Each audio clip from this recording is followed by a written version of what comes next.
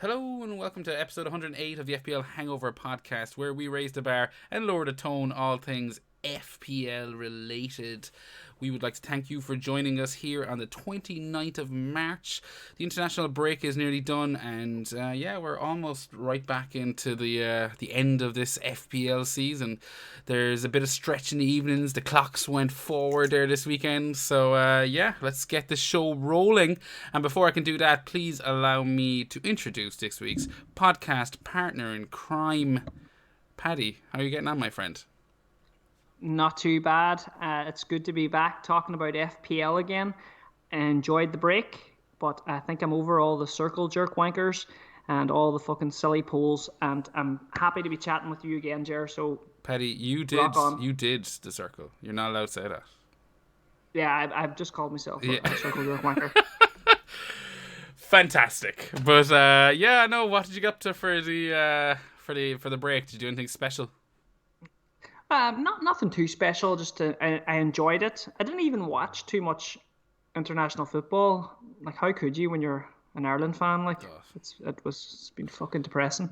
But I've been doing me swimming every day, and that's been keeping my head right and keeping me nice and positive as always. Actually, before we go into the show, why don't you talk a little bit about that swimming thing? Because it seems like I haven't been given enough credit the last few weeks. What have you been up to?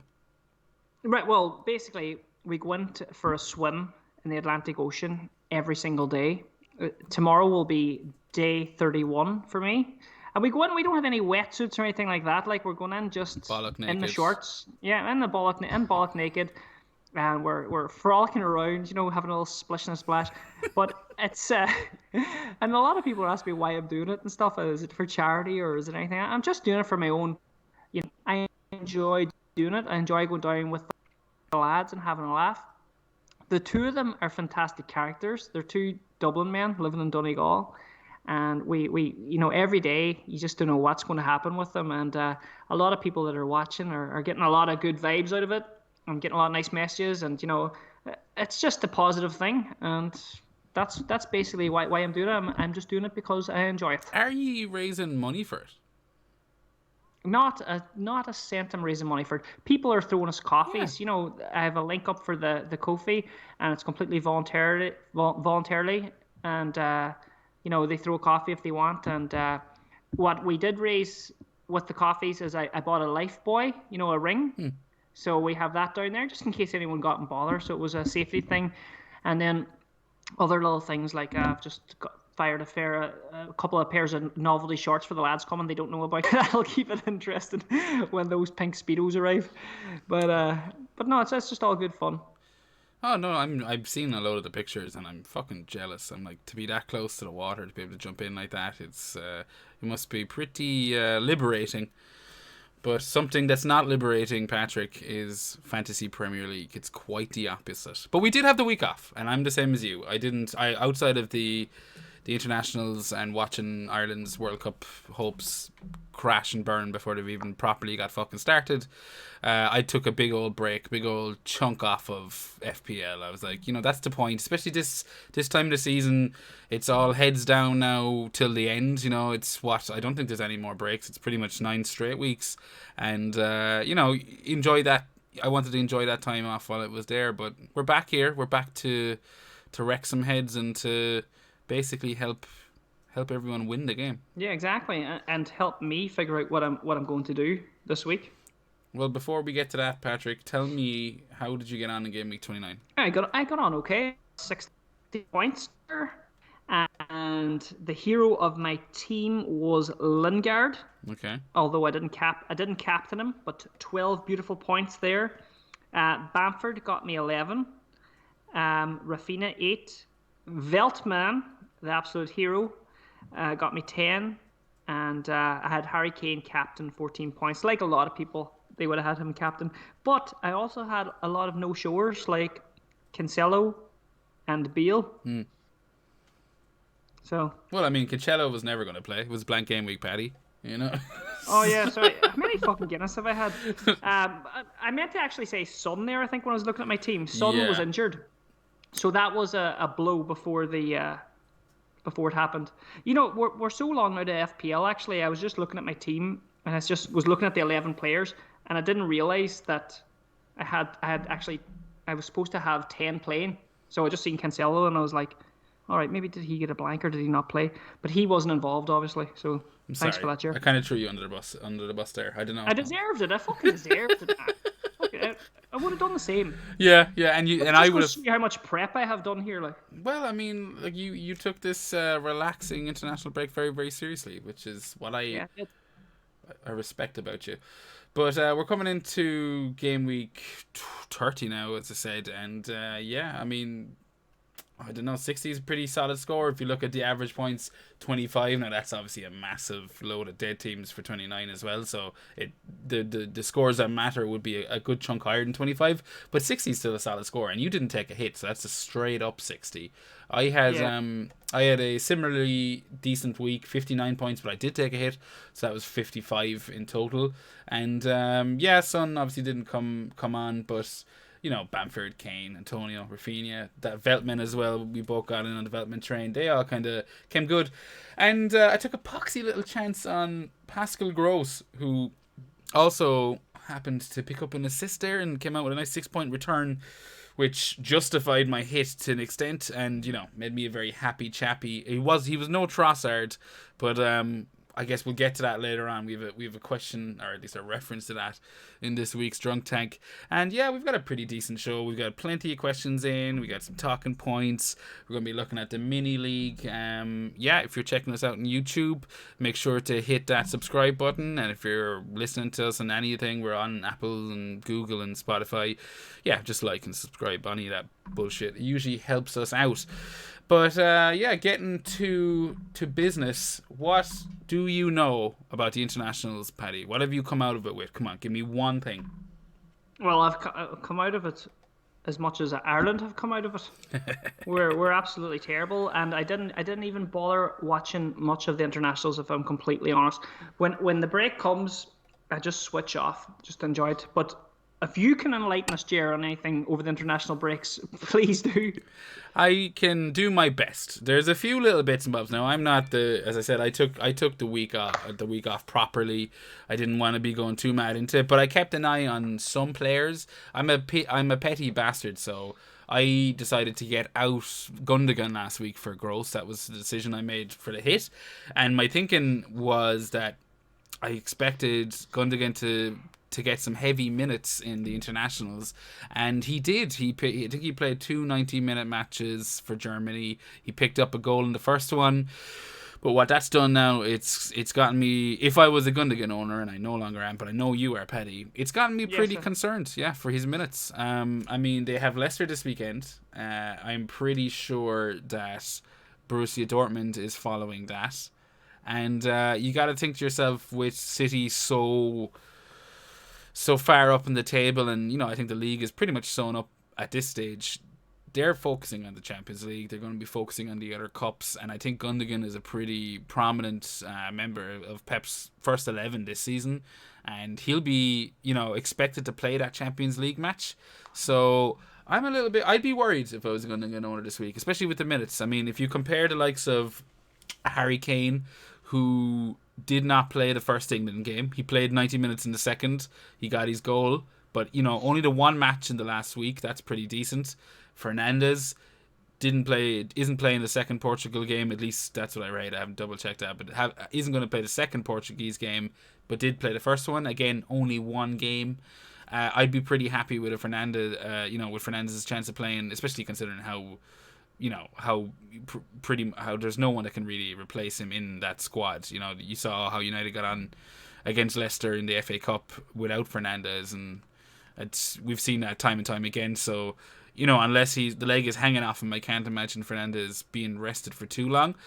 But Gundogan, on the other hand, he is someone I would be a little bit worried about. He's one of the things I took out of the international break. I know, as I said, not much, but that Jota picked up 2 goals for Portugal, so he's continuing his fine run of form since, you know, returning from injury. He's, you know, obviously scored for Liverpool since then and whatnot.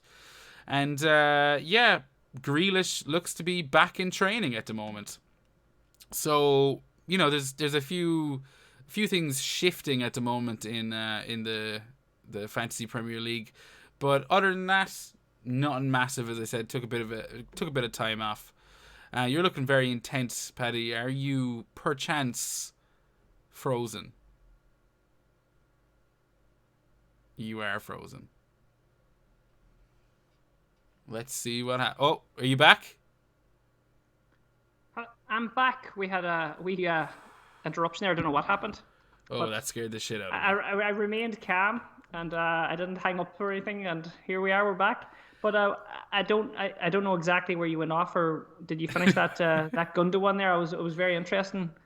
I was But you were basically, yeah. Sorry, what did you catch there, Paddy? I think I I was caught talking them. about I Jota. absolutely caught right up until Jota. Like you were making some great points there about Fernandez and stuff, and you just kind of went off at Jota. But I don't know if it went off on your side. Maybe the people will still hear what you were talking about. Or Hopefully, because I kept vamping there. I kind of knew. I was looking at your face and I was like, yeah, ah, fuck, he's gone.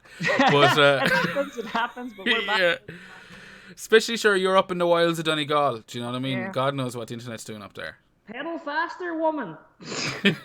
But I'll tell you. You know what? You've piqued my interest there about Gundogan. You know, you were saying he was a very prominent role, like he's part of Pep's first 11. He's also part of a lot of FPL managers' first 11 these days. And I was thinking about having a wee punty transfer this week before I pulled the wild card. But now I think you, with your fountain of knowledge and your wisdom, I think I've got an easy transfer this week. I Why? think What do you? I think I might just go Gundogan to Bruno. Have you the money in the bank for that? I think I do. Yeah, I have 8.2 million in the bank. When I remove Gundogan, I have 14. Yeah, I have that. I have the goods. If it was me, Petty, I don't think I would be. I wouldn't be second guessing it. I'd have Bruno back in the team. I Yeah, think he's because absolutely he's lethal. going to be coming back anyway in the wild card. Like so, you know, I don't mind having him back. Who's United playing this week? Do you Brighton. have? Oh yeah, yeah. I think that's a no-brainer, isn't it? Yeah, well, I mean, he's a serious captaincy contender Yeah. this week, if you ask me. At the moment, I'm sitting on.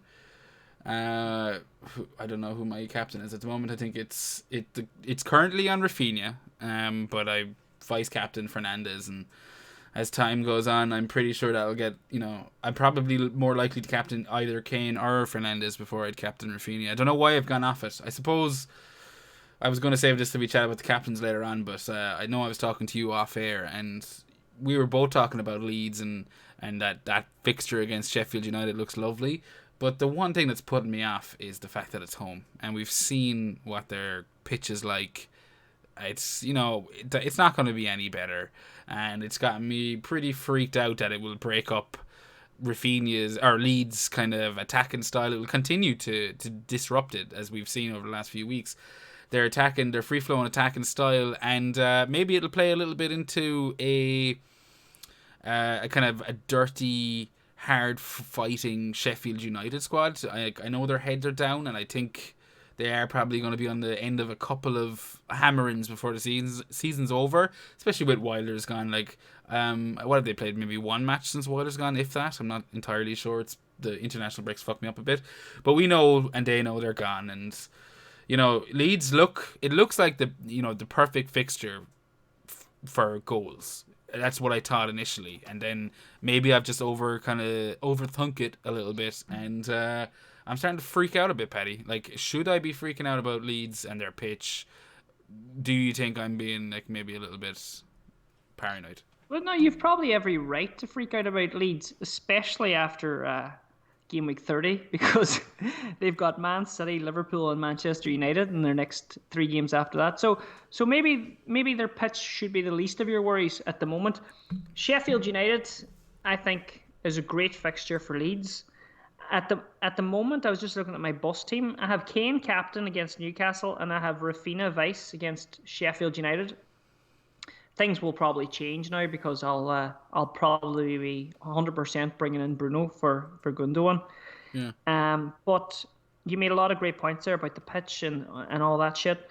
But if you don't have, I think Rafinha's still a good captaincy shout. He's been playing great. He's on fire. But my worry is always, when we get these international breaks, do you think that affects the form? You know, does it set them back a wee bit? Do you think he's going to continue what's been going on now into the next match at all? With regards to Fernandez, is it?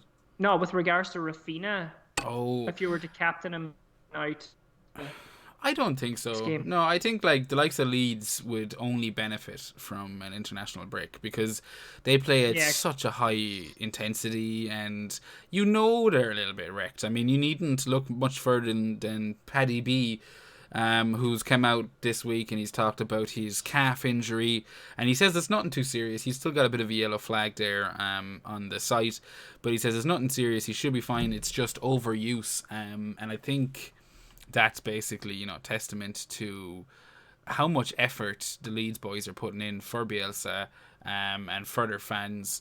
And yeah, I wouldn't blame the international. I wouldn't worry about the international break with regards to them. I think that will only do them positives. That little bit of a break, I think, is the world of good. But as I said, I think I'm fucking freaking out about the goddamn pitch.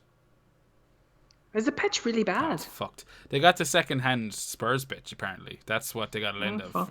They got the second pitch that they play all their NFL games on, and yeah, it looks. I don't know. Maybe I'm throwing out stale news, and come the weekend they'll have the pitch will look perfect, and everyone will look back and go, "What the fuck is he talking about?" But my gut is screaming that this could be a lot more low scoring than it would have looked on paper maybe 6-8 weeks ago. Yeah, well, that's very interesting and something that we will definitely be taking a look at whenever that happens. You know, you could be like, this could be a genius. What the people could be listening to right now is absolute genius. The millions. Gerard, yeah, the millions and millions. See, I this was is going to where try I and had do those sound bites, Paddy. This is where I want that Yeah, sound bite. we needed the rock Yeah, there. just to click in and millions right When you over get us. next season when the budget goes up, you'll have them sound bars, I'm sure. When Seamus comes back, whenever the fuck that will be, it'll go through the roof again. Oh, the budget. Sure, he brings all the The money. budget, yeah, definitely. But yeah, that's interesting. So basically, Rafinha's a good captaincy shout or not? What are you saying? I think he is definitely a good captaincy shout. I think I'd probably put him in the bit of a puck fada, long shot for those non Irish speakers. Bit of a puck fada, bit of a long shot. I think when you look at Kane away to Newcastle, Bruno at home to Brighton, both those fixtures to me are probably an easier choice. Like I would be a bit more comfortable putting the armband on a Bruno or a Kane when you consider penalties and what we Yeah. know they're capable of. But I think like if you are, if you're feeling a bit spicy, and I know there's been a lot of talk this week about you putting your money where your mouth is, and taking slightly puntier chances, and if you are feeling a bit in that direction, then maybe Rafinha would be, as I said, like my armband's on him right now, it's on the screen, I'm looking at that, so it's at one stage in the last 2 weeks that made sense to me, and now I think maybe I'm just trying to talk myself out of it.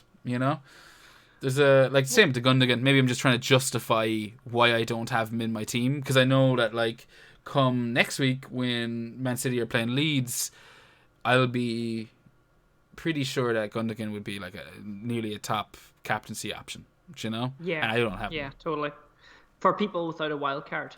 Yeah, which is neither of us, because we both have it in our back pocket, and I think I'm right in saying you're looking at hitting it in game week 31. Yeah. When are you thinking about hitting yours? Same. Oh yeah, yeah. So are we going to do anything special together? Hold hands and do it together, or? I think we might have to. We might have to do one of those patented live streams, Paddy. What do you think? Yeah, that's that. I think we could do that. Yeah, no, I think we're being coy about it, but yes, we've talked about it off air, and we are looking at doing a live stream next Monday in place of our regular podcast. I'll edit the fucking thing and get one out for you as well, for the audio listeners, but just for the week that's in it, because there is a Friday kickoff that week as well, and because it's the wild card, I like to do something a bit special. The two of us maybe hitting that wildcard button simultaneously, Together? like Wow. some kind of new genre of pornography that no one has heard of. I don't want to say it, but I got a semi. You, So yeah, but I will say I, it. I love it. We will do our wild card together. All right. So you heard it here, folks. If you're around next Monday the something of the something, it's the 5th of April. Wolves West Ham are 8:15. We'll all have a few players in that, no doubt. I mean, we've all got fucking one West Ham player at this stage. So we'll be doing a bit of a wild card stream and crack open a few cans and enjoy it. So hopefully you get along there next week and join us. Pop in, say hello, all the usual shit. Speaking of cans, Paddy, what are you satisfying yourself with this week? I'm satisfying myself with the Guinness because, of course, we're still kind of not really that far past Paddy's Day, and I've still got Paddy's Day reserves in the fridge. So I'm on the Guinness. And what are you on yourself? Oh, stop! I'm the birthday boy this week. Thank you. I can hear the applause. I'm happy 40th. You're welcome. Fuck you. I'm the never mind. I'm not going there. I'm drinking this shit. I'm drinking. The girlfriend treated me to a giant box of craft beer, considering how much I've been yammering on about it over the last couple of months. So she just went mental. She started looking at things based on volume because she knows I like to get my buzz on. And I've just finished something called Split by Wander Beyond Brewing. Manchester crowd, so apologies about the tans, but we're all friends now. Paddy. And this is called Split, Banana Split Imperial Black Ice Cream IPA. I like the pictures. Looks beautiful. And what percentage is that? It's 11%. So jeez, that's rocket fuel. It will knock you on your hole. So tell me. So let me get this straight. Your girlfriend got you a Creative Craft beer, like a good selection. Yeah, she did. When did that arrive? That arrived today? It arrived Friday afternoon. I was sitting there finishing up a day's work, heading into the weekend, not expecting anything. She said, look out for a delivery drive there. I might get something today. And she was fucking off to work. So I did. Heard a bang at the front door. And I was thinking to myself, that better not be fucking something fragile now, Went out. Yeah. Prick had left the 2 boxes down. But sure, I couldn't stay angry once I saw they were craft beer. I was like, so long as they're not leaking, we won't fall out over it. Wow, and that was 3 days ago. Yeah, I've been very good. And she's still your girlfriend. She's like you haven't like proposed or anything and made an honest woman out of her after what she done. Like she went and got you some craft beers, like 2 boxes. I can't fucking make like what the fuck. That woman. I've been pissed since Friday, Paddy. I'm not gonna get engaged when I'm hammered drunk. You've totally redeemed yourself. You've totally You haven't been thinking straight. So yeah, you've got a week to do it. It wouldn't be fair to her if I'm like love. And that's the engagement ring. There you go. Oh, that's a nice way. Yeah, it would very be pretty, apt. The Hangover podcast, that's what it's all about. I know, we should call it the Toxic Alcoholism, the FPL Toxic Alcoholism podcast, No, but, shout out to your missus. Yeah, no, fair. Big shout out to Maggie, she's smashed it. So that's brought me on to what I'm just about to fill my glass up with, which is Beer Hut Brewing Company Glazed and Confused Donut Imperial Stout. So wow! It's there. Oh, look at that! It looks like a real Homer Simpson beer. Like it's got the donut and it's pink and all on it. It's really nice looking. Yeah. What percentage is that? This is up your side of the country. This is a Kilkeel. So what the fuck's that? I don't know. I know it's up in Northern Ireland somewhere. Kilkeel. Kilkeel. Kilkeel. I think it could be near enough, but it's a donut imperial stout, 6%. I'm about to try it out. It should put me on the rocky road to Dublin anyway, Paddy, as I say. You're fucking right. And happy birthday to you, even though I'll say it tomorrow anyway. We'll just say it on air so it counts more. Oh, thanks. Yeah. No, thanks, guys. Right. Thanks very much. Second birthday in lockdown, so that's a bit of a It's fucking crazy, isn't it? Yeah. I haven't got to celebrate any of the last 2. It's going to be like shite. But whatever. She stacked me up a drink. I even bought a bottle of vodka for the weekend so that I wouldn't tear into the IPA, Yeah. But yeah, look, we're getting sidetracked. We've just been talking about booze for the last few minutes. Totally sidetracked, but it's okay. It's all been important. important chat, you know, your birthday and your missus. So you waffle on there now. I'm just going to get a can out of the fridge. Is that okay? Do. Yeah, no, it is. It's kind of a chilled live stream anyway. Everyone knows back after the international break. You know, no one, who the fuck knows what they're talking about right now? Like, I could sit here and I could throw out a bunch of stats at you. I could look at all these things that I've seen floating around the place, but realistically, I want to just ease back into FPL because I know in 2 weeks' time. It's the people's pod anyway. It's the people's pod. You know, we talk about we fucking play the game, and we talk about the way we play it. And I don't know what the fuck I'm saying. There's no, but you know what I mean. It is the people's pod. I like it. We can market it as the people's pod. The many millions of people. But then soundbite again, right in there. There we go. Mm-hmm. But yeah, so I mean, I was saying there, Paddy, when the sound went a while ago, Grealish back in training for Villa. Oh yeah. So that's gonna hopefully pump up the prospects of any Villa players. They have a lovely fixture this week, home match against Fulham. Now I know Fulham will be fighting for their lives, but we know that Fulham can be got at. They, you know, at the end of the day, no matter how well they've been playing, they're still fighting to, you know, survive relegation. Like, so it's not like. Yeah, they're always the dangerous little bastards, those teams, this type of the season. Like, you can't be looking at them like, oh, it's only Fulham or it's only fucking Sheffield. Those cunts are fighting for their lives, and I just see both. I'm very sorry. No, you're 100% right. And well, we lower the tone here anyway, so it's totally acceptable, isn't it? You're damn fucking straight. Shit balls poop. There you go. You know. Yeah. We keep that tone. Oh, I love it. I love it. There's a soundbite right there. Shit balls poop. But yeah, no, I think maybe I'm not giving Fulham enough credit. But I do still think that any team that has to go for it as much as they do are going to leave themselves open. You know, it's just a way of life. Like it's you can't do one without the other. And I would be confident if I had some Villa players this week that there's some returns in there. But I mean, if you look ahead to Villa's future fixtures, you know, and we're talking about the fixtures turning in game week 31, and we're looking at our wild card and all that stuff. That's where we run into difficulties, because in game week 31, Liverpool away for Villa. There's nothing in game week 32 at the moment, but that will become clear in the next few weeks. Then they have a nice one against West Brom. But the end of the season, man, have you seen Villa's run till the end of the season? Wow. No, I haven't. Talk dirty to me. I'll talk dirty to you. Everton, Man United, Crystal Palace, Spurs, Chelsea, Everton. Well, Everton and City are still to be decided. Jeez, I wasn't expecting that. I thought you were going to tell me like nice things. No. Whisper sweet nothings into my ear. It's revolting. And there was me about to say, oh, maybe do we go for him now? Maybe wait till the wild card and bring him in. But holy shit, that you just described a nightmare. You just described a fucking three-way with two good FPL and FPL mate. Like that's. You know, I wasn't ready for that. Like, you shocked me. I'm sorry, Paddy. Well, I mean, I really was expecting something positive. No. I mean, like, it's going to bring into the forefront what's going to happen in the next week or two with all those wild cards that are still floating around. You know, every mother flipping, and I never say flipping lightly, I only say it when I mean it.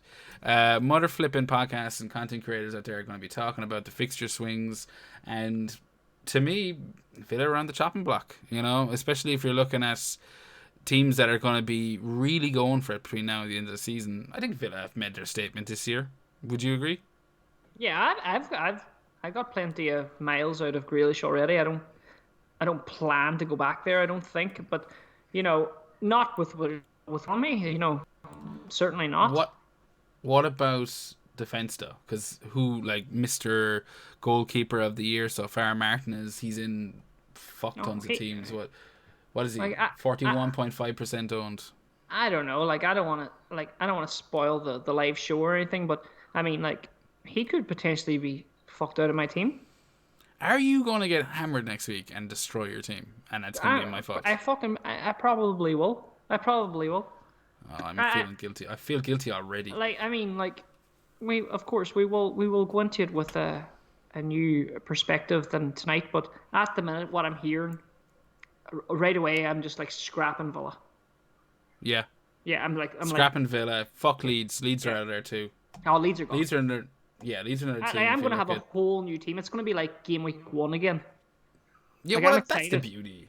That's the thing. I've been thinking about it, and I know we're waffling a bit since we started recording, but I don't really give a fuck. That's what we're here for. And I've been thinking about it, like with Leeds and like the whole wildcard thing. I'm used to using a wildcard when I need to use a wildcard. I don't feel like I need to use one necessarily next week, but what I do feel that in order to push on between now and the end of the season and to maximize my potential, regardless of all the shit that's going to happen with the extra couple of double game weeks or the random blanks that's going to happen between now and again. But in order to really capitalize between now and the end of the season, I want to be able to take advantage of this fixture swing specifically. That's the thing with me. And you're having a good season, mate. Yeah, Tell the people, what's your overall rank right now at the moment? At the moment, I'm sitting on 19k, 18.7 or something like that. So 19k. That's phenomenal, like. Well, considering since I started this fucking podcast, I've been doing nothing but, topping my worst rank. And it's like, it's nice to have a year where things are starting to come together a little bit. We've got a couple of questions, I suppose, that'll probably break it down a bit more later on. But, yeah, no, I mean, look, the year, I'm happy with it. I'm going to wait until the end of it, at the end, and then really, like, if I fuck it up between now and the end, then obviously I don't want to have said anything that I might regret. That's a good segue into the whole debate that's been going on Twitter at the moment with people like I've seen Az and Late Riser and Mark Southerns. Mr. Sexy Southerns. Yeah, Mr. Sexy the Southerns. Godfather. They've been talking about consistency in managers and whether or not should you take some risks and things like that. You're now at 19k with 9 game weeks to go. You could potentially win the whole thing. Like, no. Let's not. Let's not. Be realistic. I like your confidence. But I mean, like, you could half that rank, say. Yeah, you could have. But it's kind of like the pacer get off the pot situation now at the moment. Like, and you mentioned it. Yeah. The big talking point is, and you've seen a few people talking about whether or not you should just, be taking those risks, or do you play it safe? And then I've heard people saying that if you don't take those risks, then you'll never push up into the winning stations. Do you know what I mean? You'll never get into those kind of scarily high ranks or low ranks, whatever way you want to look at it. But yeah, I mean, I don't know. I'm gonna probably fence it a little bit, but in regards to essentially how I play it, I like to kind of just go with my gut in the sense that what do I think will be the most points, and if it happens to overlap, with a punt, like in the sense that this isn't massively owned, but I feel like for example, start of the season, Souček looked pretty good, but West Ham had horrible fixtures. He dropped to 4.9. I looked at him and went, he is capable of a fuck ton more, but it wasn't a massive risk. It was only a 4.9 midfielder, so I chucked onto him, and then he went on his he scored 2 goals that week, and he went on his big streak, and before I knew it, he was 5.4. So, I mean, little things like that, kind of taking your own bit of advice. I don't know, I'm waffling now a little bit, but what about you, Paddy? Like, what do you feel on the whole taking risks? Like, someone who's, and I don't mean to be insulting, but the opposite of it, like, you're 394, it's kind of like at that stage now, 394k, where you either make some serious fucking gains and you end the season on a high, or you just, it'll stay where you are and you won't be thinking about it next year, do you know? Yeah, well, first of all, I'm 331k. We'll not add that. Sorry, that was your game week rank I was looking at. My apologies. That's okay. It's not much different. Yeah. But I was just interested in the whole. Look, for me, right? I have 9 game weeks to go. There's no I don't hide that my overall rank, or my rank history isn't the most amazing in the community or anything like. My highest ever rank, I think, is 294k or 254k or something like that. I don't even fucking know what the minute. Yeah, it's 216k, right? So I just want to beat that, and if I beat that, I'll be delighted. I have 9 game weeks to do that. Am I going to take some mad risks? Um, People will probably be listening. They'll be thinking, "Yeah, go for it. Sure, you're 300k. It's not like the most amazing rank anyway, Yeah. but it is to me. I want to better my rank every season, and I have since I started playing the game.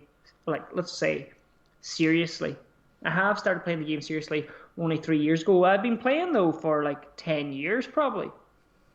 But it was only 3 years ago where I decided, that I discovered Twitter and that there was fucking Ben Krellin and, there was Gameweek strategies and all that. And since I discovered that, I'd like to think, well, I don't need to say I like to think, I have improved.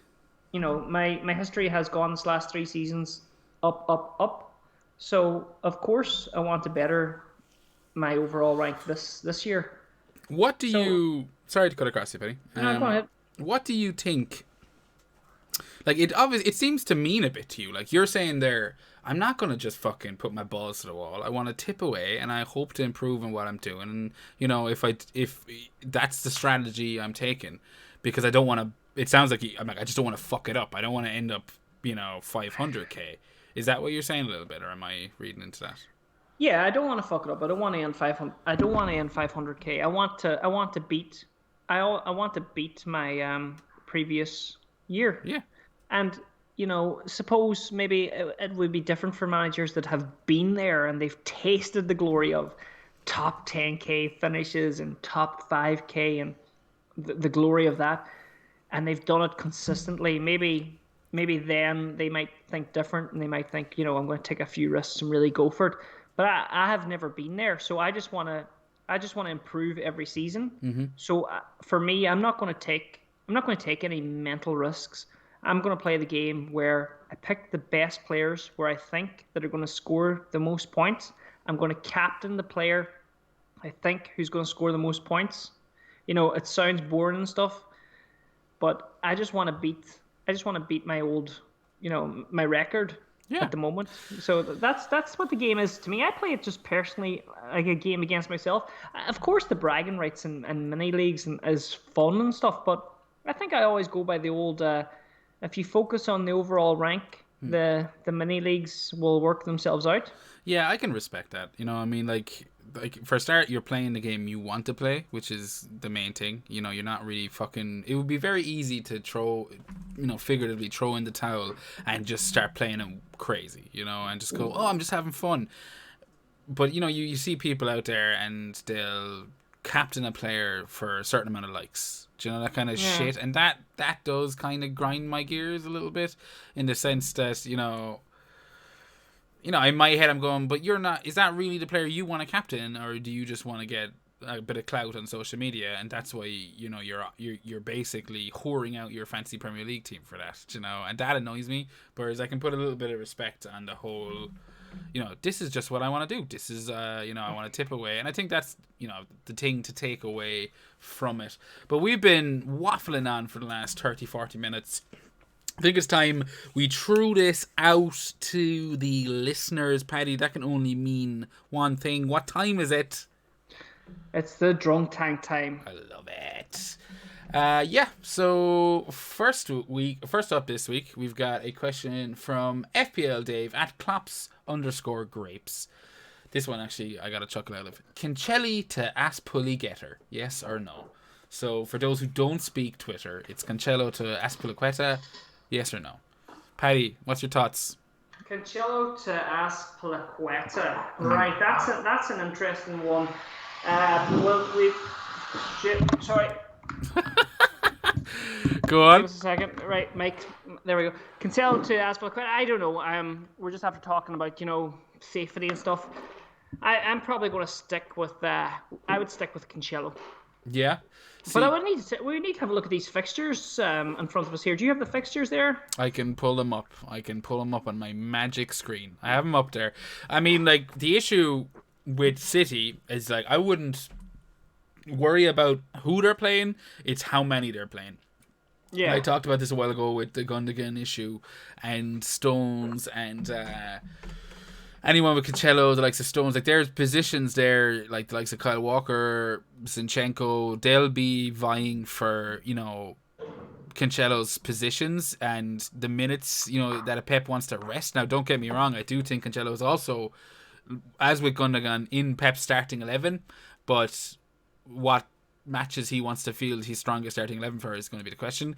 And if you look at City's fixtures, they've got Leicester this week, Leeds next week, Villa, a Blanken 33 for the Carling Cup final, and whatever it's called now, and Crystal Palace in 34. So that's all with Champions League swimming in and around that, and I'm pretty worried about it. I know I have Cancelo at the moment, FPL Dave, so I'm looking at getting rid of Cancelo and Stones potentially, and just sticking with Diaz. And if Diaz, I think Diaz is the one he wants to play in every match if he could. So I wouldn't have an issue with Cancelo to Azpilicueta in general.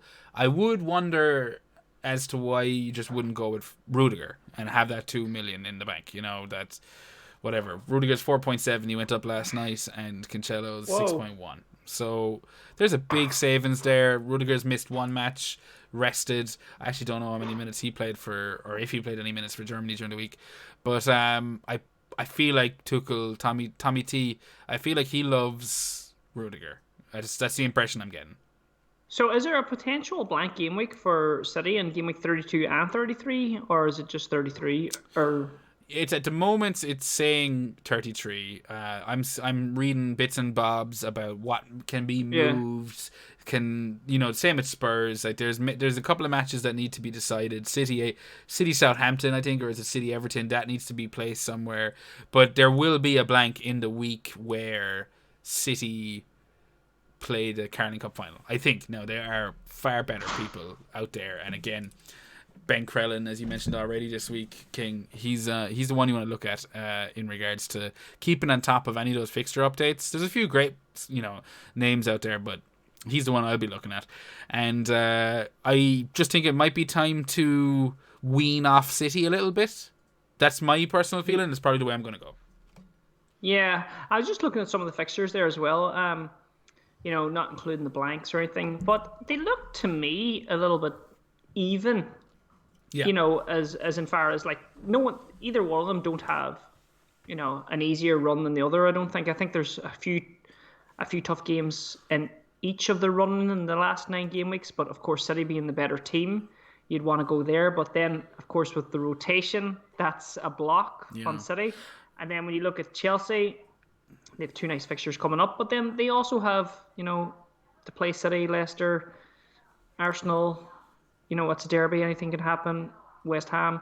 There's still some tough fixtures there for Chelsea in the run-in as well, I feel. Yeah, I know. I mean, you're not necessarily wrong. I just think West Brom, Crystal Palace, Brighton, and Fulham in the next 4 out of the next 5 from a team who have been tighter than. And no, I'm not going to say it. Knickers. I didn't realize. I've never heard the Knickers version of that. I was going to go full on R-rated, but tighter than the Nuns Knickers. Over the last couple of weeks since Tux has come in, I would have no issues going double Chelsea defense right now, especially if you can get in there with the 4.7 Rudiger on top of that. That's piss. So I'll be aiming to go that way this week most likely, and based on that, I can't say no. I would say, Cancelo to Azpilicueta. Yes. It's a yes from me. What about you, King? No, I'd go Rudiger now after that. So it's a yes from King as well. Both of us. All right, next question. FPL Canuck. I like this guy. At FPL Canuck. I love this guy. Yeah. Check that guy out if you're on Twitter. Can I go Bruno? It sounds like I'm after insulting FPL Dave there. No. Can I go Bruno-less for the next 2 game weeks? That's the first part of his question. Can ye go Bruno-less for United's next 2 fixtures? They've got Brighton and Spurs. Can you fuck? You can never go Bruno-less. You're Bruno-less right now! But I'm going there. I'm getting him back in now, man. Okay. I'm bringing him in for Gundogan. Because you told me Gundogan's fucking shite. And he's not going to play. That. You said Gundogan's not playing the next 2 game weeks, and he's been overplayed in internationals. And I'm bringing in Bruno for Gundogan. Okay. Yeah, I am. I think I never got rid of Fernandes. Canuck. I thought considering what he's capable of, the fact he's on penalties, United still have a lot, like, I don't know if you say a lot to play for, but they still have fucking shit to play for. And they don't have the FA Cup anymore, thankfully, because they decided to fucking go on strike for that against Leicester. So for me, I wouldn't be going Bruno-less. It is a bit boring. I suppose, like, if you're looking at, like, maybe targeting puck fodder's puntier moves, but I would want Bruno in my team. I think the Brighton match, with the rest he's going to get midweek, because he's suspended for that second Portuguese match as well, so he definitely won't be playing it. With that bit of rest, I'd feel a lot more comfortable even captaining him this week. And then if you're looking at bringing him in for 33 anyway, or 32 anyway against Burnley, especially before the Leeds match the week after that, why not just do it now? Just save yourself the transfer. That's my logic. Yeah, I would say Canuck was in the same boat as me, as where he sacked him off for the blank game week, and he's bringing him. He's probably thinking about maybe a punty pick for going into this game week. But I think that I would just bring him back now. Brighton at home, great fixture. Tottenham, we have decent results against Tottenham, and unless it's 6-1 Spurs. Yeah, we'll cut that out. And then we have Burnley next. He might.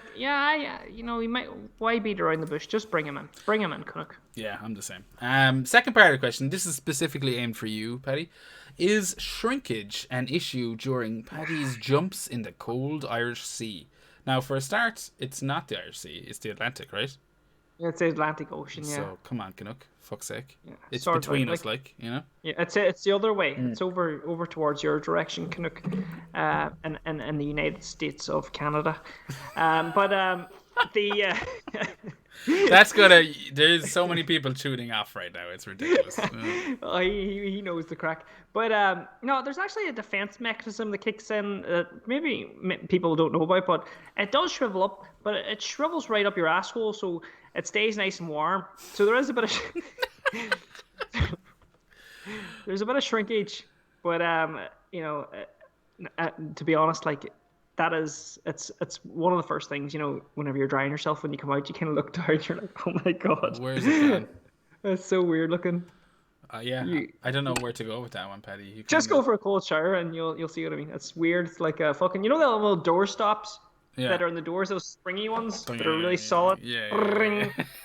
Exactly. Like a really small one of those. And he's just walking around shaking it. It's like, it's tough, it's strong, like, looking. Oh yeah. But it's, Flick it. Flick that. Yeah. So I hope that answers your question, Canuck. Okay, well, that was definitely more detailed than I thought it would be. Next question. Thanks for the question, Canuck and Dave. Pinky Green at Pinky Green FPL. If you're chasing in mini leagues, is kind of what we were talking about a while ago. If you're chasing in mini leagues, is it time to start avoiding high effective ownership captain picks, like Kane, for example, this week? So,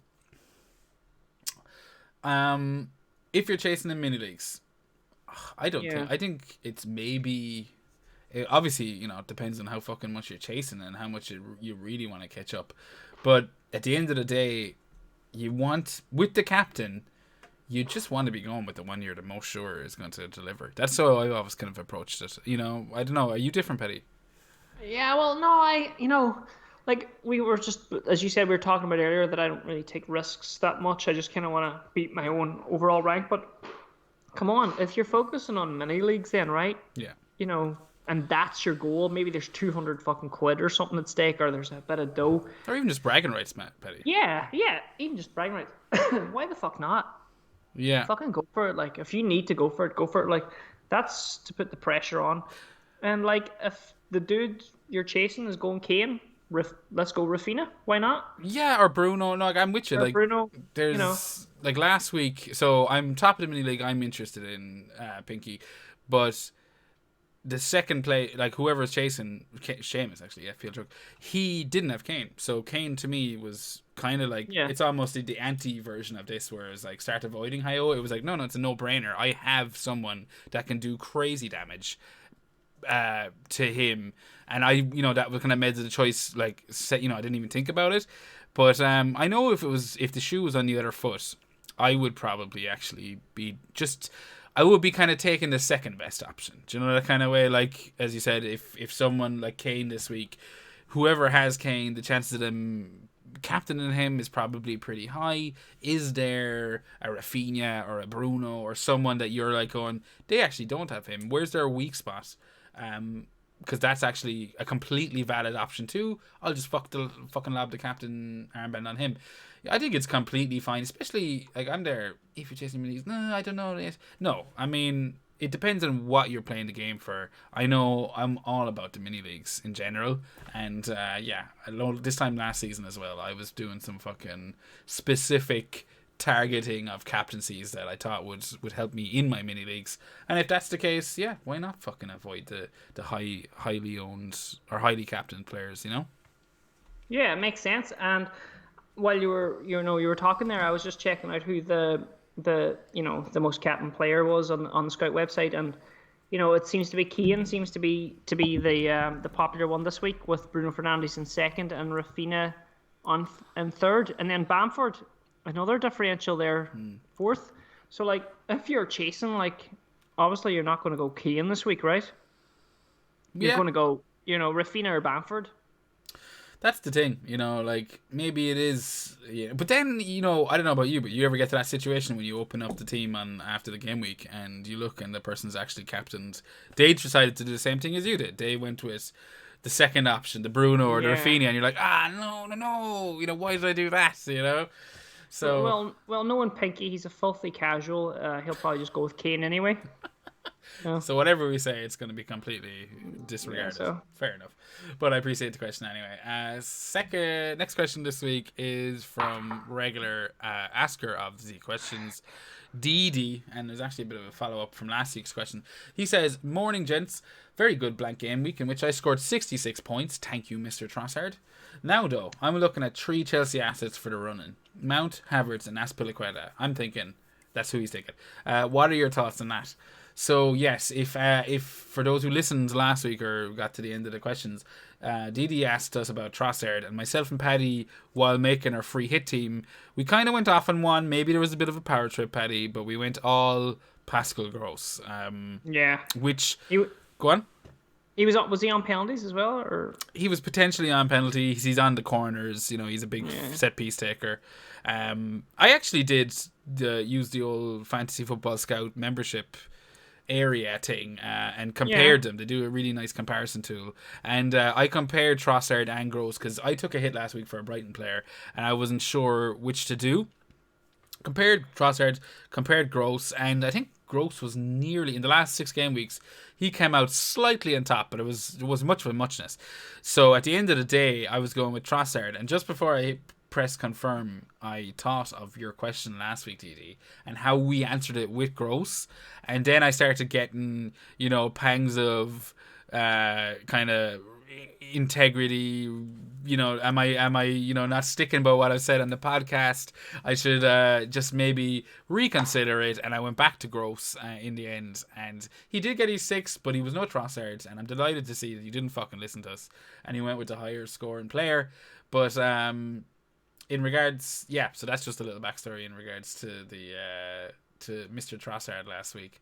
I did think of you when he got the 14-point return, Didi. But he's asking about 3 Chelsea assets: Mount, Havertz, Azpilicueta. What are your thoughts? We've talked about Azpilicueta a little bit. There's no mention of Rudiger. That's, I don't know what the fuck. Am I just the only one looking at him as kind of going crazy cheap and almost nailed on? Like instead of Azpilicueta. No, you're not, because I'm also looking at Rudiger now, but that's only since I started talking to you at the start of the podcast. But no, you've convinced me. But let's serious talk here. He's a great price. Yeah. The fixtures aren't bad. You look at those fixtures. He's performing well. The stats are there. Why not? Yeah, well, I mean, Didi's convinced by the fixtures and the stats. Like, he's going all in on Chelsea. So Azpilicueta, we're gonna say, myself and Paddy, I think we're gonna say Rudiger. But if we know Didi, he'll go Azpilicueta anyway. Yeah, can't wait till next week till Didi messages in that I'm glad I went Azpilicueta and he got a hat trick. Yeah, 3 goals.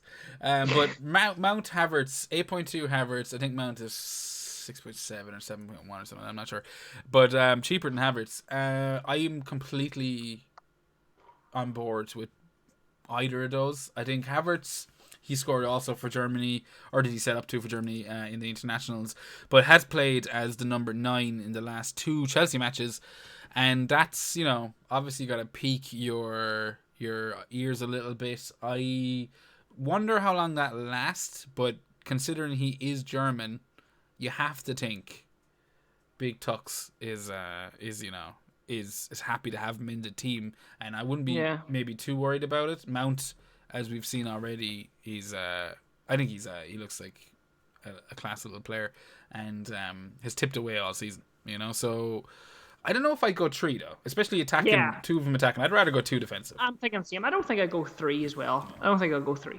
2 would be enough. Yeah, and if you were going 3, Didi, maybe swap. Like, maybe have your Aspilicueta, throw Rudiger in there as your cheap second, and then, you know, at least that way. Yeah, you get Rudiger in there, he's a lot cheaper, and then you've got more money to spend on better players. Yeah. Second part of his question is, which Premier League manager would you like to go drinking with, and why? Wow, that's a good question. Do you want to take that one first, Jer? Yeah, I was thinking about that now. And maybe it's a bit of recency bias, but Sean Dyche really won me over there a couple of weeks ago with the whole looky-likey game and the slapping some lad with a wet fish. That made me chuckle, and I thought to myself, you know what? I wouldn't mind a pint with this guy. You know, just fucking get his thoughts on a few things. I'd say he's able to swamp a few back, and it looks like a bit of crack. So, Dicey, yeah, he's definitely probably up in the top of my list. Maybe Mourinho, just for the sheer ridiculousness of the whole situation, the hyper realness of what his conversation would bring to the table. Yeah, that's a great question, and I love the Dicey one. You know, like, I feel like I can't pick that one now though, because you've picked that. I took it. And you did say it first. I do like that pick, right? And then you also said Mourinho, and I like Mourinho as well. I wouldn't mind having a drink with him too. Oh, I'd say that would be just ridiculous, having a drink with Mourinho. Like, that would be mad crack. Like, what's Mourinho even drinking? Fuck it, he's drinking Red Bull and vodka or something. Oh, really? I think he's a pure like party head. You know, right? You know, he'd be like, get the vodka and Jaeger bombs and stuff. He'd surprise you, like. He just goes after it. And you're going, man, this guy is not a fucking sourpuss at all. He's an absolute legend. He'd go mad.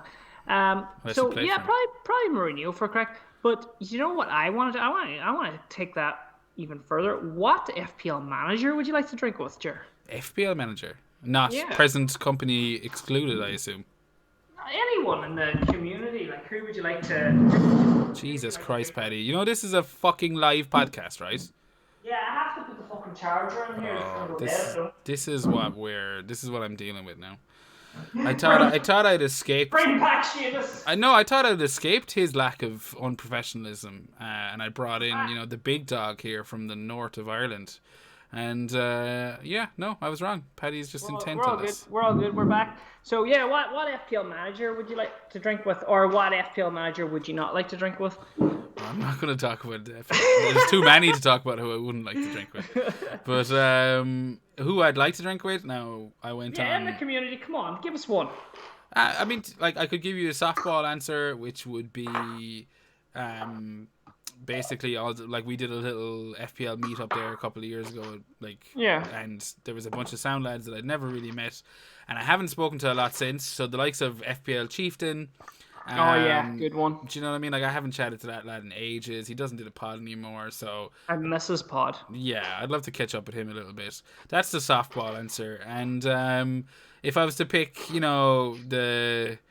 the bitch answer, I'd probably go with something like FPL General, just because, or Southerns, they're like two lads that I've been pretty much following in for years, and I'd love to kind of just know them a little bit more, even if it was so I could criticize them in my head and make myself feel better, Great answer. That was actually really enjoyed listening to that and who you would like to drink with. So, what about you, Paddy? Have you escaped which FPL manager you'd like to go drink with? Well, like you, I would do the softball. I'll do the softball first. Like, I love the Irish guys, like Chieftain, of course, you, Seamus, and of course FPL Dad, who I actually haven't drank with, and he's actually from Donegal. And then, there's a couple others then that I'm quite close to, like Monkey and Lynn and stuff, and Eric and Abdul. And I'm not going to name the whole group chat, Yeah. but I like drinking with them. But and I have drank with General. He's a fucking good lad. You'd get on with him. Yeah, he seems like a nice guy, no? the beer. But I wouldn't. Who would I not want to drink with? I didn't ask that. But I am intrigued to hear, so go for it. And don't do the obvious one. Who's the obvious one? You know the fucking obvious one. I don't know. Tell me who's the obvious one. I'm not going to fucking spoon feed you, but you know outside the box. Yeah, I don't know. I haven't thought about this really. Probably wouldn't want to drink with that wanker Lee. And then I probably wouldn't want to drink with that fucking other wanker. All right. We're going to stop the who we're not drinking with section before we fucking just start rating people. But which Premier League manager would you like to go drinking with? The answer... We'll leave that for the Patreon. The answer is obviously you, DD. Okay? So there you go. Sorry, I took that real mad. I know. I was like, you're gonna just fucking start. I should never let that fucking question continue. I don't know why I gave you encouragement there, Paddy. Sorry. But another question. Well, he's some Irish prick. All Ireland Donegal League. Go ahead. We got one in from Alan Duggan this week. It's nice to get a question in from Alan. He's probably missing the Renegades, boys, because they've abandoned us, all of us. Where's the Renegades gone? Drew is having a little babby at the moment as well, similar to our Seamus. I did our Seamus. Did you hear about our Seamus? So he's doing he's having a bit of a sabbatical as well. A little bit of a well, it's good for him because he loves to spoil shows that we all love to watch. He's a spoiler fiend. Oh, is he? You'll have to tell me about that after the show. If he's listening, he'll get it. Okay. But Alan, at Alan Duggan Mayo, who is the best heavy hitter for the next 4 game weeks? Short list is Salah, KDB, and Havertz. So for me, it's Salah. I think Havertz probably isn't a heavy hitter. I know he's 8.2, but he's yet to really earn that moniker. KDB, I would be worried about the rotation, as I said, with the Champions League and whatnot over the next couple of weeks.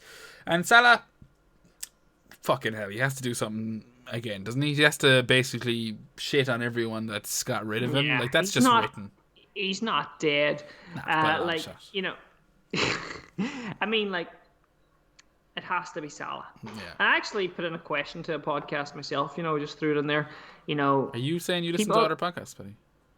No, I just throw in questions. Make them feel good. Yeah. To be polite. But to Salah or not to Salah, a lot of people now are jumping off Salah. I mean, like, when I say a lot of people, it's been talked about a lot. Oh yeah. Because there's a lot of money to be in, to gain from jumping off Salah. But it's always someone, Paddy, isn't it? It's always, if it's not Salah that's shit at the moment, it's KDB. If it's not KDB that's shit, it's Bruno. If it's not, you know what I mean? Like, there's always some topic that's gonna, big heavy hitter who's underperforming because he blanked 2 game weeks in a row. You look at Liverpool's fixtures, right? Okay, Arsenal this week. Arsenal just conceded 3 goals to West Ham last week, so I don't fucking worry too much. Villa after that. Villa are kind of hitting towards the end of their, towards beach season for them a little bit. Leeds after that, that's going to hopefully fucking replicate what we saw in the first game week of the season, 4-3 to Liverpool. Newcastle after that, Newcastle are going to be relegated by game week fucking 33. And fucking Man United after that, so I'm fully expecting Liverpool to shit on us for knocking them out of. To answer his question, Salah. Like, Salah's going to come back. He's got lovely fixtures as well, and I hope everyone does sell him because I'll be keeping him. Yeah, I'll be keeping him too. So there you go, Alan. I think we're both on the Salah train. We have one question left, which is good because we're hitting over the hour mark now, and for anyone that's stuck with us, much appreciated.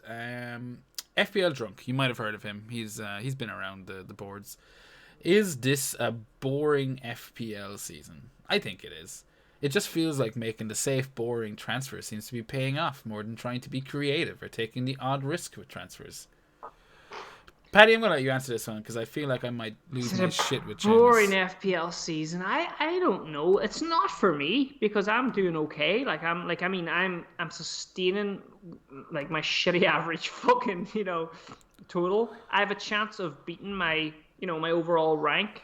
Yeah. But I do know a lot of managers that are like really good managers, like yeah, it's publicly been spoke about, like the late risers, and all those other guys. They're not having a great season, and they've been, taking. Have they been taking risks? Look at Hindu Monkey. He's been trying to, like, he took a few risks at the start. Then he started to play the game, by going on the favorites and trying to play safe, and it's not working out for him either. People that are around, there's great managers around the 1 million rank that can't get out of there, like, maybe it is a boring season, like, but I'm just enjoying it. I think there was the way the FPL they reclassified a lot of players, to different positions. That maybe that has a swing on things. I don't. Do you think, Jer? A bit boring, a bit not. I'll easily agree with him. It's fucking boring, maybe, but. I'm the opposite. I'm going to go back to what you originally went with, Paddy. And again, now maybe this is probably completely biased, and of course this question is going to lend itself to subjectivity depending on how your season's going. But as we already talked about, I'm pretty happy with my current overall rank. And yeah, like, I wouldn't say it's not that it's been the opposite of boring season, because it has been, like, what has gotten me to where I am is by just... I haven't done anything too Maverick. I took a couple of Maverick moves that actually burnt me.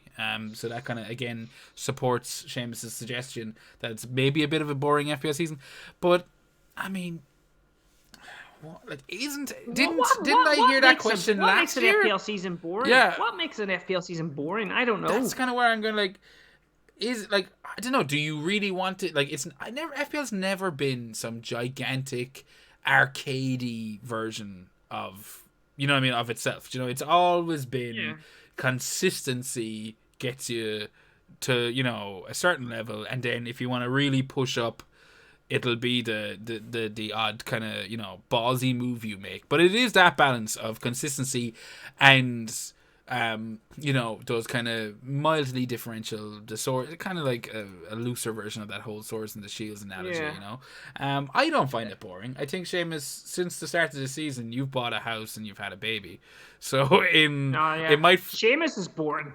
That's what's wrong. That's not what I meant. Seamus. Yeah, you said it. You said it. Seamus now, he's turned bored. He used to be this guy that goes running and does all these fucking cool things. And, he was the life and soul of the party, and now he's settled down, he bought a house, he has a baby, and now you're calling him bored. Yeah, and now he won't even return my fucking calls.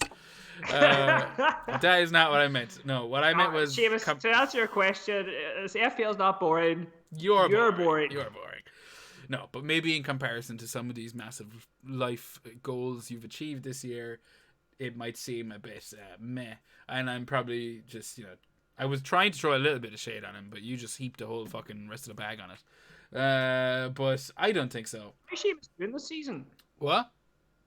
How is Seamus doing this season? He is 90 points off me. That's all I know.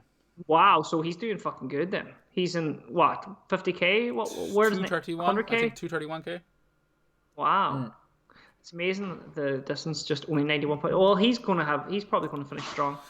Yeah, I mean, like, I think it depends. Does he let's see what you do for the rest of the season, Seamus. Maybe you play it boring and you fall on the ranks, or you play it risky and you climb up the ranks, and you kind of have your answer a little bit. Too far. You're terrible. I'm sorry. Terrible friend. I'm sorry. But then again, like, it's been an interesting season because a lot of top managers, like, really poor seasons. I don't know if there's a lot of them. There's like, as you mentioned, there's some high profile ones, floating around. But I mean, there's always going to be a high profile manager that's just, having a dodgy one. I mean, you look at, let's talk FPL and fucking shit like that. They're smashing it. General, Mark Sutherns, all these people that also... Yeah, General's smashing it. He's, like, phenomenal as always. Like, yeah, what's he at? He was floating about top.